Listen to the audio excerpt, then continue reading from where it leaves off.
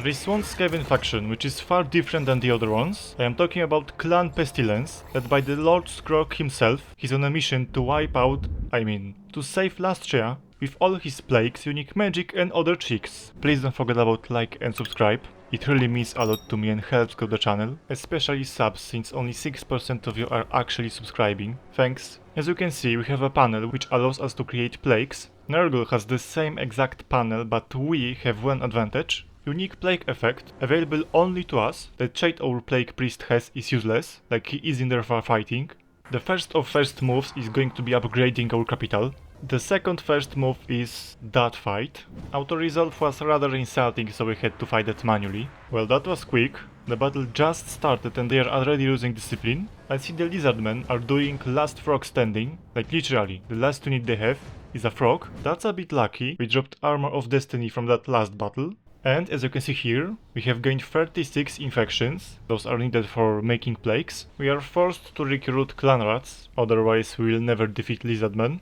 But in the long run I want to have only plague monks. Speaking of infections, I think we need one to boost our army. We are going to siege down the Southern Sentinels. They are rebuilding army here, so we have to do that. But first I am going to destroy those towers and walls, and also units on them. Like for example here, the whole unit wiped out. And also here, half of unit this time. Let's see if we can actually take that settlement. I think we should be able to. Those Croxigors are real pain. They have no HP and yet they are still standing. I think we are losing a bit too much of our units. I mean our Ratmen. I think it is time to retreat, we cannot win that.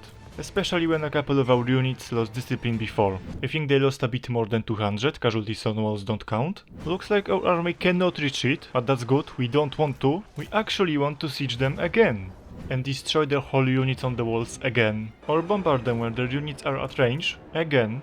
And we can fully retreat. This time I don't want to assault them yet. Technically a draw, but practically they lost. Once again they had far more casualties. The casualties on the walls are not shown here. As you can probably guess, we are doing the same tactic once again, but it is the last time. I am sure the clever Skavens would approve that shenanigans. They are taking massive damage. Meanwhile we didn't even lose a single rat, and now we are just hoping that they will attack us, or lose because of attrition, which is exactly what happened. They indeed attacked us. They have too little forces to do anything, to be honest. I don't know even why the game thinks it is valiant defeat. Well, I actually take that back. Looks like half of our infantry is retreating right now. But at least we've got those plague glow catapults which can support our units, assuming they will hit the target of course. Looks like they're losing the discipline en masse, finally. We won. And now we can finally auto-resolve them as well, at the cost of 2 plague monks, but whatever. Looks like we have a small problem with food. Because of that we have a lot of negative modifiers. We have to build corrupted spawning pool as fast as possible. And also meat styles should help. Every time when I play as Lord Skrolk, the Henhawin is always a pain. Always. But at least we can destroy his army via out-resolve. We'll lose almost entire second army, plus entire settlement garrison. But you know what? I think we have to do that. There it goes, another battle, this time with other lizardmen faction. But that battle should be a piece of cake. We've got entire army full of plague monks, plus settlement garrison. That's why I feel confident enough to rush them. Come on, they have only skinks there. They shouldn't be big of a challenge. But the battlefield itself looks way more chaotic than I previously thought it would be. It is one giant mess, and also great precision from our plague glow catapults. Well, that's kinda satisfying, not going to lie. Our catapults are doing really good job in this battle, and as I just said before, easy win. From the tech tree all we want is to boost our plague monks, that's all we care about. The rest doesn't really matter. Looks like Tekkenhawin doesn't have any army left. The one which we destroyed earlier was his first and last army as well. I guess the game wants to save the Tekkenhawin. Of course that battle is won by us, who would have guessed otherwise. And there it goes, the second or third battle for the Sentinel of Time. Those are all skinks, so there is barely even to show here, except them getting wrecked and run away.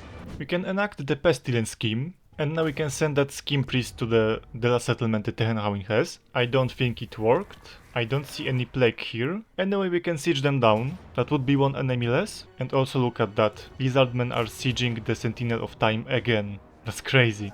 That battle is rather annoying. We should be able to out-resolve that easily. But it is what it is. And now I have to suffer with those skinks again. But after all, this battle is merely a formality. Battle which we won, of course. Tekkenhawin decided that his faction shouldn't exist anymore. those lizards attacked the Sentinel of Time again. Count how many times they attacked Sentinel of Time, please. The funny part is we almost lost that battle. The fact that Plague Monks are unbreakable saved us, like literally saved us. That's why I love that unit. How many times do we have to teach them that lesson? How many times? We won that battle, of course, again, but it is so annoying, man, so annoying. Well, at least now we can just auto-resolve them and destroy them at the same time. That was their last settlement. We destroyed 2 Lizardmen factions, so now of course dwarves had to declare on us. And they did the worst possible move, losing all of the army, just like that. And there it goes, the second one. Well, they didn't show off with those moves. It is perfect opportunity to attack Itza itself, because they are at war with almost all of their neighbors. Plus we can get extra cash by doing so. Well, that battle will be huge. I went to siege down the Itza, their capital, but it looks like they are naive enough to think they have a chance. I am not so sure if we can win this battle, but we have some aces in our sleeve, like that ability I'm going to use, for example, Festering Pool, or the Menace from below. Filth Regeneration is also cool, plus our Plague Monks are unbreakable, so that's a big plus, especially when you play as Skaven. I think they are slowly running out of quantity, just look at them. Well, I was right, a couple of their units have already cheated. It's a one battle pretty much, with minimal losses. For Skavens at least. And here we have it, thanks to that battle which we fought before, we can take the Itza capital, named Itza, and build first and foremost gold mine here. Those are deadly combos Lord Skrolk is going to get. But he needs those bonuses, because we are going to fight the Gorrock himself. He's actually pretty strong, to be honest. But at least the map favors us, kind of, but we have to watch out on those flying units they have, especially in that choke point. As you can see, the battle looks like one giant mess. The biggest problem here is that we have only one unit that can damage those flying units, our hero, but we can try at least to make them rout. And looks like our infantry was far more resilient than theirs. I love that unbreakable trait Plague Monks have. They should start to withdraw soon due to the damage sustained. Well, right as I said it, they did. Of course they had to declare on us. Of course. At least we can finish off Gorrock. Itza should be done right now. That was their last army and second settlement. Dwarves declared on us again, but for some reason I am not surprised. First Empire army is completely annihilated via auto-resolve. Did I mention those dwarves are really annoying? Like, that battle isn't even close. They will lose that like the older ones they fought against us.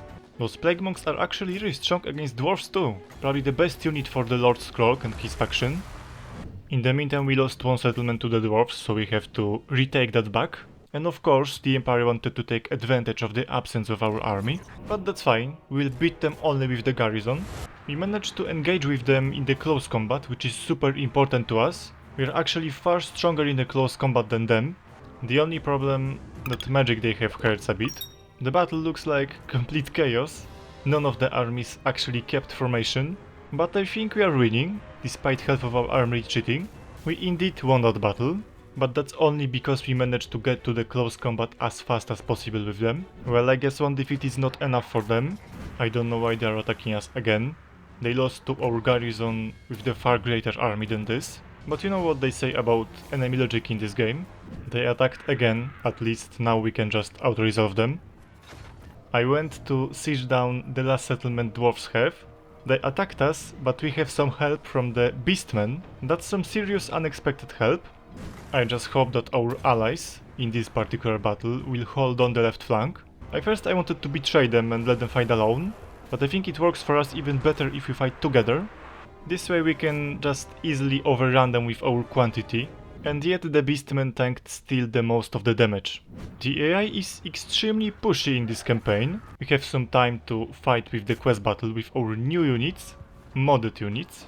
A bit shame it is an ambush, I cannot show you those new units because of that, but I will try to in the next battle. We are fighting only with zombies, so we should win with minimal casualties. The problematic part is there is next wave of zombies. I did not only forget about how this battle looked, but also how many reinforcements they have in this particular battle. But still they have no chance. Our units are way better. They just cannot win it with only zombies and some useless mages. Just look how many zombies they had. That battle was for a legendary item called the Liber Bubonicus. It is useful item, that's why I wanted to take a chance to take it. We can go right after, well, another unique item, Rod of Corruption. And here we have the modded units that I wanted to show you. Anointed Plague Monks. Don't they look beautiful? Those are really strong units. Just look how easy this battle is now with that units. I don't even have to command my army.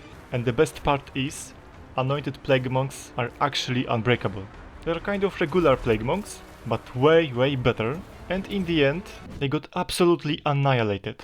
I want that settlement, the Sacred Pools. That's why I am declaring against Warden of the Living Pools. Of course they ran away, of course. I care mostly about that unique building, Pestilent Pools. We went really deep in the Empire territory, and it looks like they are trying to stop us. That battle is actually super important. I didn't show you this because I forgot, but that's actually the last army the Empire has. If we defeat them there, the rest of their settlements are open. And looks like we are winning this one, but that's no surprise, they have only crossbowmen. You know, they had a choice, they could leave us alone and still refuse to believe in the human-sized settlement underground, but they chose a fight instead. It didn't end well for them. We have finally some time and money to build some cool buildings in Itza. We have also gained unique armor from the last battle, against the Empire of course. Every time we destroy one enemy, a new one appears. That campaign is cursed. And that's why it is a perfect moment to end this episode. We've conquered a big chunk of Lustria. The most important Lustria or Lizardmer settlements are in our hands. The rest, well, are in hands of our allies, mostly Mask, and we have created a doom stack for Lord Skrolk with only anointed Plague Monks. Thank you all for watching, remember to leave a like and subscribe, and see you soon in the next episode.